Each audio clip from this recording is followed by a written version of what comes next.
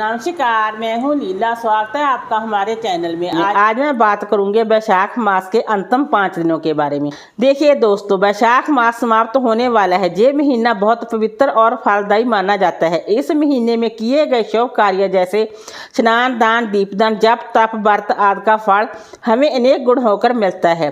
अगर आपने किसी कारणवश वैशाख मास के नियम नहीं निभाए तो घबराने की चिंता नहीं।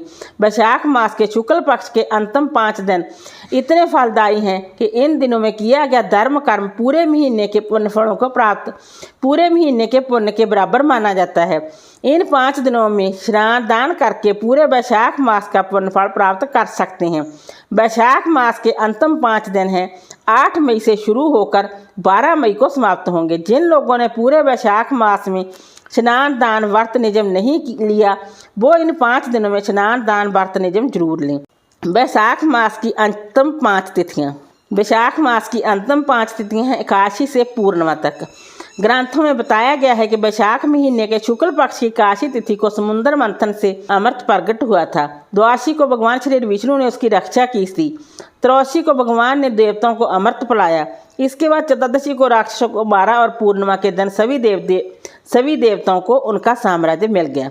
इसलिए देवताओं ने संतुष्ट होकर वैशाख महीने के शुक्ल पक्ष के आखिरी 5 दिनों को वरदान दिया। देवताओं ने कहा कि वैशाख के ये 5 तिथियां मनुष्यों को पाप नाश करने वाली रहेंगी। इनके शुभ प्रभाव से ही उन्हें पुत्र पौत्र और परिवार का सुख मिलेगा। इन्हीं के प्रभाव से समृद्धि बढ़ेगी। स्कंद पुराण में कहा गया है कि जो पूरे वैशाख मास में कोई भी नियम नहीं ले पाया वो इन 5 तिथियों में सूर्योदय से पहले उठकर स्नान आदि से निवृत्त होकर शुद्ध वस्त्र पहने और किसी भी नियम को ले सकते हैं। वैशाख मास के आखिरी 5 दिनों में गीता का पाठ करने से अश्वमेध यज्ञ का फल मिलता है। इन 5 दिनों में श्री विष्णु सहस्त्र नाम का पाठ करने से कभी न खत्म होने वाला अनंत गुना पुण्य फल मिलता है। वैशाख पूर्णिमा को 1000 नामों से भगवान श्री विष्णु का दूध और जल से अभिषेक करता है उसे वैकुंठ धाम मिलता है। वैशाख के आखिरी 5 दिनों में श्रीमद् भागवत सुनने से जाने अनजाने में हुए हर तरह के पाप खत्म हो जाते हैं। वैसे तो वैशाख मास में पवित्र नदियों में स्नान करने का विधान है, परंतु आजकल की बिजी लाइफ में ऐसा करना संभव नहीं। जो पवित्र नदियों में स्नान कर सकते हैं वो तो जरूर करें। जो पवित्र नदियों में स्नान नहीं कर सकते वो घर के स्नान के जल में गंगा जल डालकर हर हर गंगे बोलकर स्नान करें।